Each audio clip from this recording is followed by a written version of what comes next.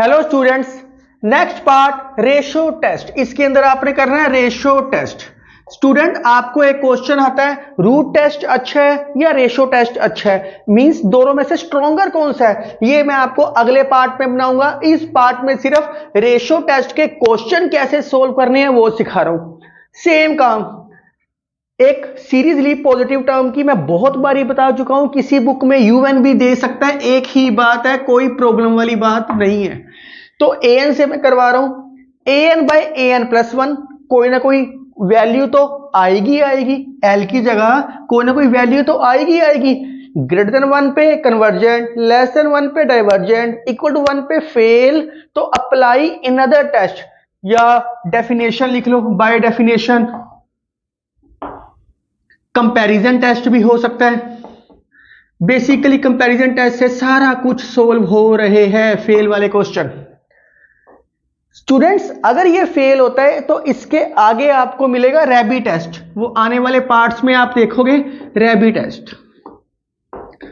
फिर आपको मिलेगा गॉस टेस्ट। ये आप आगे धीरे धीरे आप जब वीडियोस देखोगे तो आपको अपने आप समझ आएगा। एक क्वेश्चन को करने के कई सारे मेथड है, पर अगर मेंशन आ गया इस तरीके से करना है तब आपने ऐसे करना है। या क्वेश्चन आपको जिससे इजी लगे, जैसे इंटीग्रेशन थी, एक ही क्वेश्चन को करने के चार चार पांच पांच तरीके थे, वैसे ही इनको भी करने के बहुत सारे तरीके हैं। आपके माइंड में विचार है कि सर हमारी बुक में तो ऐसे लिखा हुआ है an plus one by an, ऐसे लिखा हुआ है। अगर आप रेसिप्रोकल लेके चलोगे तो कंडीशंस में फर्क आ जाएगा। फिर ग्रेटर देन वन पे डाइवर्जेंट, लेस देन वन पे कन्वर्जेंट। आप देखो आपकी बुक में अगर ऐसा है तो वो कंडीशंस में फर्क आएगा, पर आपने ये कंडीशंस लेकर चलनी है an by an plus one. क्यों? क्योंकि इसके बाद जितने भी Raabe test, Morgan test, Gauss test, उन सारों में an by an plus one है। इसलिए मैं यहां भी an by an plus one लेके चल रहा हूं। फिर आपके माइंड में एक विचार हो रहा है कि सर फिर an plus one by an इसके अंदर क्यों लिखा हुआ है? क्योंकि सीक्वेंस में एक थ्योरम है, कोशी थ्योरम, सेकंड थ्योरम, शायद नाम प्रॉपरली है कोशी सेकंड थ्योरम है, आप एक बार चेक कर लेना। उसके अंदर क्या है, रूट टेस्ट और रेशो टेस्ट। रूट टेस्ट और रेशो टेस्ट इक्वल ऐसे दे रखे हैं, तो वो सेकंड थ्योरम और लिमिट्स है शायद। रेशो टेस्ट होता क्या है? D'Alembert ratio test. इस चीज का मतलब होता है, इस चीज का मतलब होता है कि कनेक्शन बिटवीन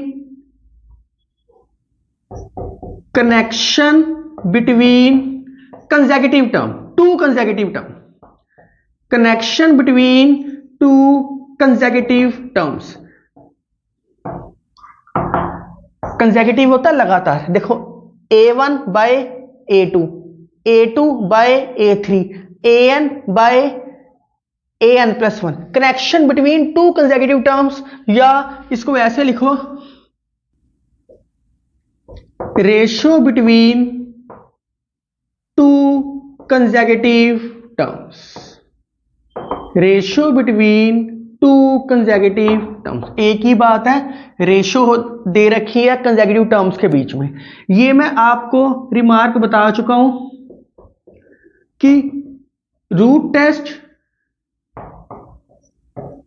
एक इंग्लैंड का प्लेयर भी है root test versus ratio test, इनकी लड़ाई है।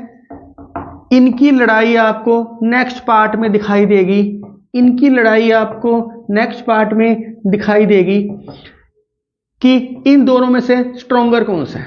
अपने आप समझ आएगा कि इन दोनों में से स्ट्रॉन्गर कौन सा है। मींस अगर ये दोनों मेथड एक ही क्वेश्चन में अप्लाई करें तो कौन सा ज्यादा अच्छा है, तो वो नेक्स्ट पार्ट में बताऊंगा। तो इस सारी कहानी में सिर्फ ये समझ आना चाहिए, मैं आपको फिर रिपीट कर रहा हूं, ज्योमेट्रिक और रूट टेस्ट में, ज्योमेट्रिक सीरीज और रूट टेस्ट में कंडीशंस ऑपोजिट है। बाकी जितने भी मैं टेस्ट कराऊंगा, ग्रेटर देन वन पे कन्वर्जेंट, लेस देन वन पे डाइवर्जेंट, इक्वल टू वन पे फेल। अब इसके बेस पे कुछ क्वेश्चंस करते हैं।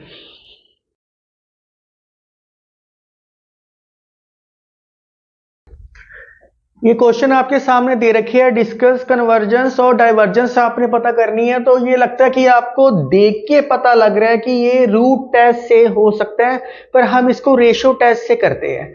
हेयर आराम से करने वाली क्वेश्चन है सारे। an आपके पास दे रखे हैं n की पावर k x की पावर n।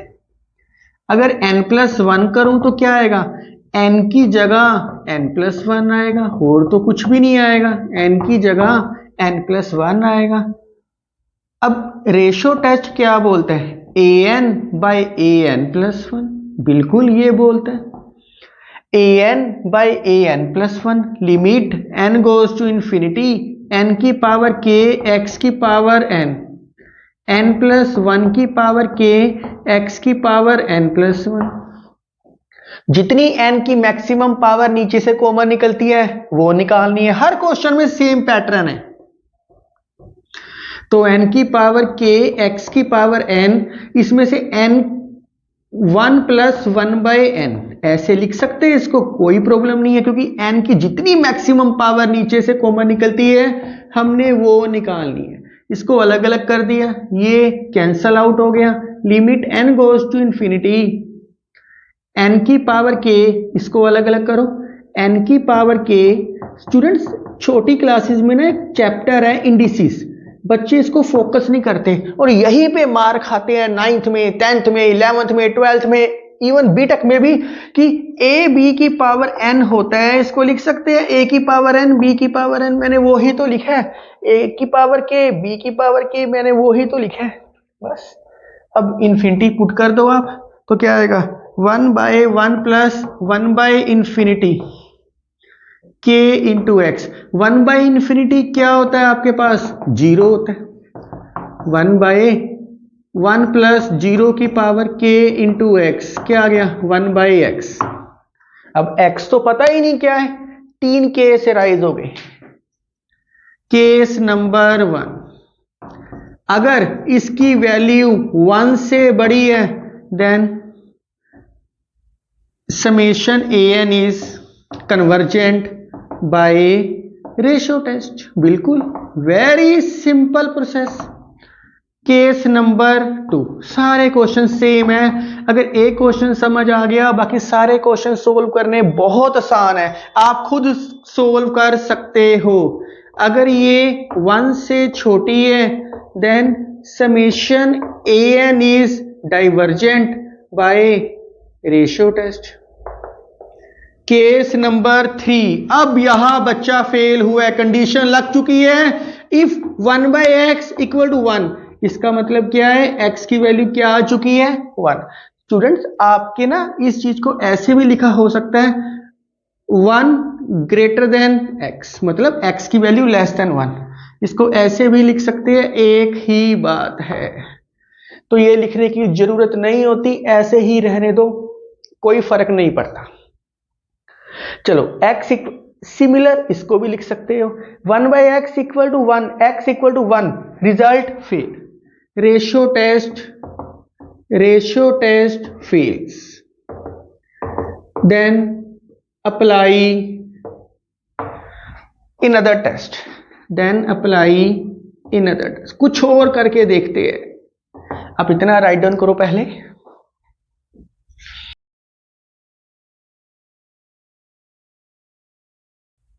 चलो x = 1 स्टेटमेंट में पुटिंग करते हैं। स्टेटमेंट क्या थी, समेशन n की पावर k x की पावर n 1 की पावर n। तो क्या बच गया, n की पावर k। मैं इसको नीचे लेके जा सकता हूं n की पावर -k, कोई प्रॉब्लम नहीं है, क्योंकि रेशियो टेस्ट फेल है। कोई और टेस्ट लगाना है, जो पुराने टेस्ट किए आप लगा सकते हो। आपके माइंड में है कि सर जो फ्यूचर पार्ट्स है, जो टेस्ट है, क्या लगा सकते हैं, हाँ रैबिट टेस्ट से भी कर सकते हैं, गोस्ट टेस्ट से भी कर सकते हैं, लेकिन मैं पुराने तरीके के पास जा रहा हूं। पी टेस्ट लगाओ, हेयर पी क्या है -k, हेयर पी क्या है -k। तो पी टेस्ट क्या बोलता है, इफ केस बन गए, इफ अगर ये 1 से ग्रेटर है, p = -k 1 से ग्रेटर है देन कन्वर्जेंट। इफ अगर ये <1 है या = 1 है देन डाइवर्जेंट, हैंस प्रूफ। बस ये आंसर। तो माइनस के के बारे में हमें नहीं पता। अगर यह 2 होता, अगर पीछे आपने ऐसे ही किया है, पी की वैल्यू क्या थी 2, greater than 1 convergent, less than 1 या इक्वल टू 1 डाइवर्जेंट, क्योंकि रेशियो टेस्ट इक्वल टू 1 पे फेल है लेकिन पी टेस्ट इक्वल टू 1 पे डाइवर्जेंट है। सेकंड पार्ट भी था इसका एक, सेकंड पार्ट भी सेम प्रोसेस में है, समेशन 1/1 प्लस एन एक्स की power N X greater than 0। Student 1 के ऊपर ये फेल था तो 1 पे आपकी ये कंडीशंस आई है, आपके पास ये कंडीशंस आई है 1।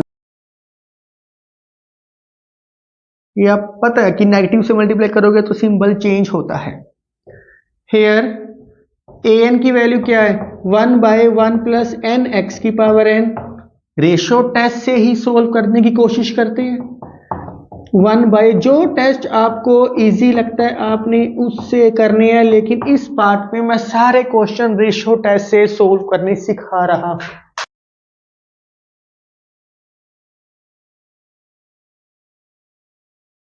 Now limit n goes to infinity an/an+1।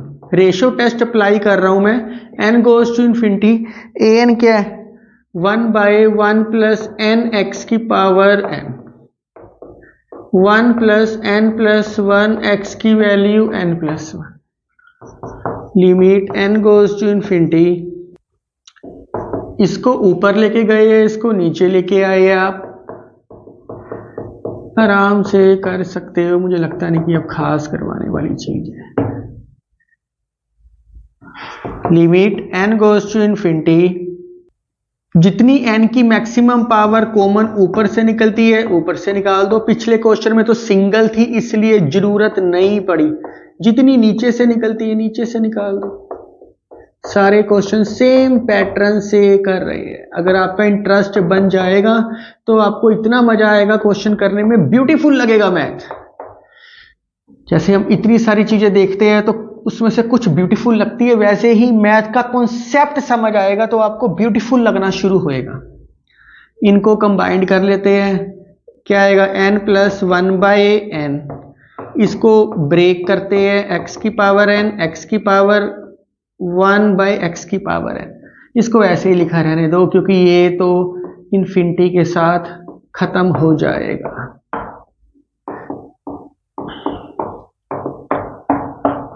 इसको अलग अलग करो, limit n goes to infinity 1 plus 1/n, साथ में क्या है x, साथ में 1/n+1, x की वैल्यू n+1 प्लस 1। कुछ बच्चे यहाँ एलसीएम लेने जाते हैं, अगर एलसीएम ही लेना है तो कॉमन क्यों निकालते हैं हम ऊपर, 1/n x की पावर n+1। इंफिनिटी पुट करो, 1 प्लस 1/इंफिनिटी 0 होता है, तो अब डायरेक्ट लिखूंगा 0x, 1/इंफिनिटी समथिंग इंफिनिटी 0 प्लस 1, 0 प्लस 1, क्या बच गया सिर्फ x। अब केसेस ड्राइव हो चुके हैं, आप राइट डाउन करो please.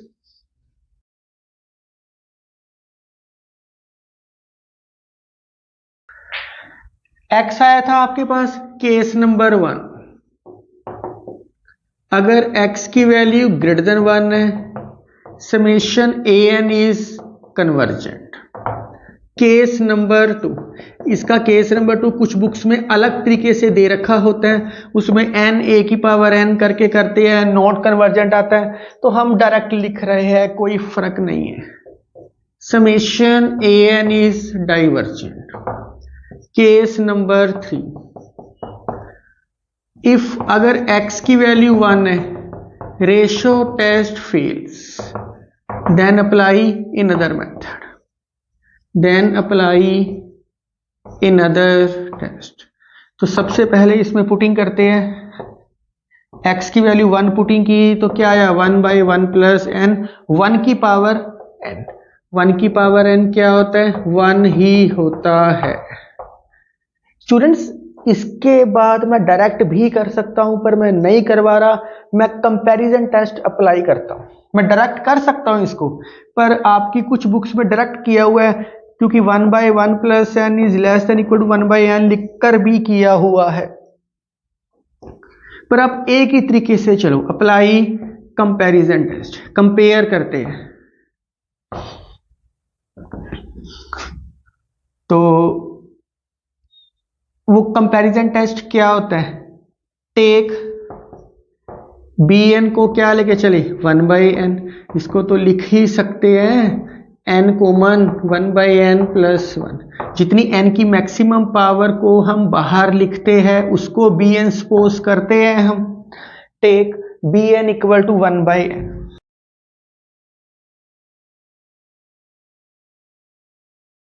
So limit n goes to infinity an by bn। तो ये क्या आएगा? Limit n goes to infinity 1/n plus 1 by 1/n। Infinity put करो, इन्फिनिटी 1/∞ 0 प्लस 1 इक्वल टू क्या आ गया 1। Therefore summation an and summation bn behave alike. दोनों का सेम प्रोसेस है, बिहेव अलाइक।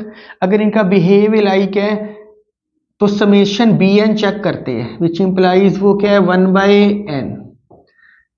p की वैल्यू क्या है 1, लेस देन और इक्वल टू 1। तो इक्वल टू 1 पे क्या होता है? डाइवर्जेंट होता है। तो लिख लो यहां by p test summation bn is divergent, by comparison test summation an is also divergent. कुछ भी नहीं था, आराम से कर सकते हो। इसका मतलब है ग्रेटर देन 1 पे कन्वर्जेंट है, लेस देन 1 पे डाइवर्जेंट है, इक्वल टू 1 पे भी डाइवर्जेंट आया है।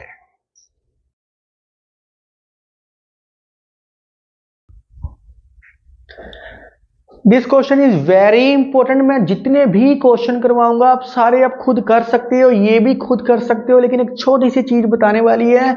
आप देखो आपके क्वेश्चन में इसके बाद वाली टर्म भी दे रखी है, उसमें 3 टर्म्स है। क्वेश्चन आपके सामने है, या सिंगल टर्म है कुछ भी नहीं है, या एक टर्म है, फिर उसके बाद इसकी 2 टर्म बनती है, उसके बाद इसकी 3 टर्म्स बन रही है। ऐसे तो नीचे भी ऐसे ही है, नीचे भी सेम प्रोसेस है, पर इसकी तो कोई इंपॉर्टेंस ही नहीं है। तो ऐसे क्वेश्चन में क्या करते हैं? निगलेक्टिंग फर्स्ट टर्म या ओमिट फर्स्ट टर्म। इसको ओमिट क्यों किया? क्योंकि इसकी इंपॉर्टेंस ही नहीं है। मैं बहुत बार बता चुका हूं, ये अप टू सोन इन्फिनिटी होता है। समुद्र में से एक बाल्टी पानी निकाल भी लो, क्या फर्क पड़ेगा? कोई फर्क नहीं पड़ेगा। वैसे ही ये फर्स्ट टर्म ओमिट कर चुके हैं हम। तो an क्या आएगा? ये क्या होता है a1, ये सारी चीज क्या होती है a2। ऐसे करते करते a1 में एक टर्म है, a2 में 2 टर्म्स है, an में क्या आएगा? n terms, alpha plus 1, 2 alpha plus 1, 3 alpha plus 1। आप देख सकते हो a3 में 3 टर्म्स थी, n अल्फा प्लस 1। नीचे क्या आ गया? Beta plus 1, 2 beta plus 1, 3 beta plus 1, n beta plus 1। देखने में टफ है पर बहुत आसान है, बस खत्म हो गया। अब रेशो टेस्ट लगाना है। ऐसी जो इतनी बड़ी सीक्वेंस आती है, कोशिश किया करो रेशो टेस्ट लगा लो आप, ताकि आपसे इजीली सोल्व हो जाए। n की जगह n+1 करना है। ये सारी की सारी चीज तो आएगी। अगर ये 4 होता तो 4 टर्म्स थी, 5 होता 5 टर्म्स थी, अगर उससे एक ज्यादा 6 होएगी तो 5 टर्म्स तो आएगी, एक और एक्स्ट्रा आएगी, n की जगह n+1। बस नीचे भी beta plus 1, 2 beta plus 1, 3 beta plus 1, n beta plus 1। इससे अगली टर्म क्या आएगी? n+1 beta plus 1। दोनों को डिवाइड कर दो आप। Limit n goes to infinity an by an+1 मैं लिख नहीं रहा। जब आप डिवाइड करोगे तो ये सारी की सारी चीज इस सारी की सारी चीज से कैंसिल हो जाएगी। बस जो एक्स्ट्रा चीज है आपके पास वो ही बचेगी। तो ऊपर तो कैंसिल आउट हो गया, नीचे सिर्फ ये बचेगा n+1 अल्फा+1 n+1 बीटा+1, बाकी सब कैंसिल हो जाएगा।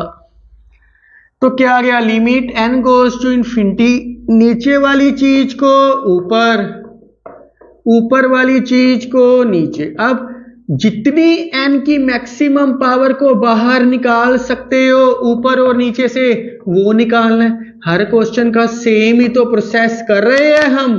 n+1 कॉमन, बीटा भी चलो निकाल लो, चलो रहने दो, बीटा नहीं निकालते, निकालना निकाल लो, कोई फर्क नहीं पड़ता।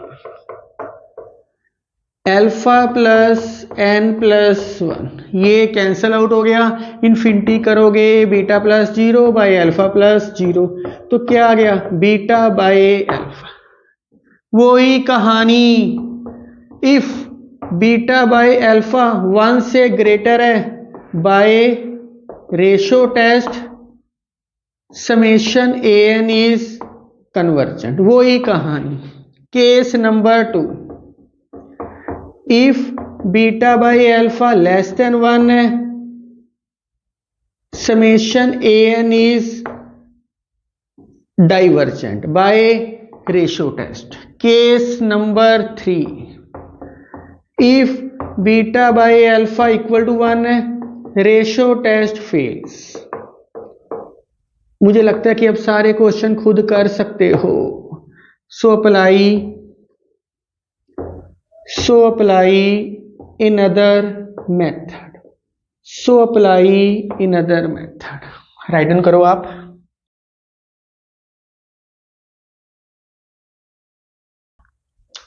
चलो an में पुटिंग करो, देयरफॉर अल्फा किसके इक्वल आ गया, बीटा के इक्वल आ गया, क्योंकि बीटा बाय अल्फा 1 के इक्वल था, बीटा बाय अल्फा 1 के इक्वल था, तो अल्फा किसके इक्वल आ गया, बीटा के। तो an में जब पुटिंग करोगे अल्फा+1 2 अल्फा+1 से लेके ये क्या था n अल्फा+1, नीचे भी बीटा की जगह अल्फा कर दीजिए आप,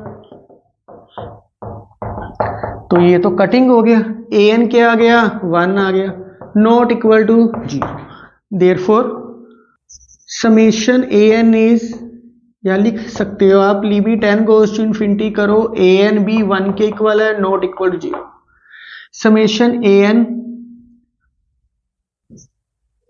कैन नॉट कन्वर्ज, ये कन्वर्जेंट नहीं है, but summation an is positive term series, positive term series which implies summation an is divergent।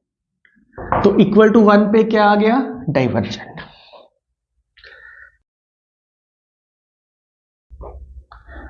अब इसके जितने भी और क्वेश्चंस है वो सारे आप खुद सोल्व कर सकते हो, इजीली आपसे सोल्व होएंगे। मैं काफी सारे प्रैक्टिस क्वेश्चन भी आपको दे रहा हूं। आईआईटी जैम के लिए ये टॉपिक बहुत इंपॉर्टेंट है, उसके लिए कुछ शॉर्टकट ट्रिक्स होती है। वैसे तो अब आप माइंड में भी पता कर सकते हो कौन सी चीज कैसे है, अगर थोरोली आपने स्टडी की होगी, कल को आपने डीयू में जाना है, आईआईटी जैम करना है, तो आपके लिए इजी रहेगा। आप मेरे साथ बने रहो, अगला पार्ट बहुत इंपॉर्टेंट है, लड़ाई होगी कॉशी रूट टेस्ट की और रेशो टेस्ट की, कौन स्ट्रॉन्गर है। Thank you, take care and write out.